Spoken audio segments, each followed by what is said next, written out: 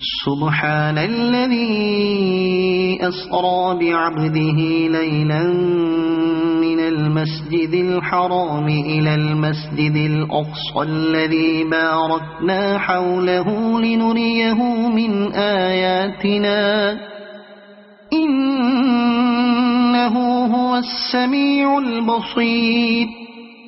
وآتينا موسى الكتاب وجعلناه هدى لبني إسرائيل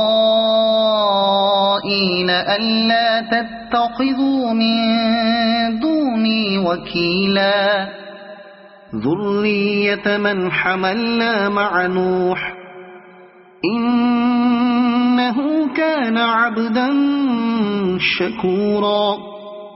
وقضينا إلى بني إسرائيل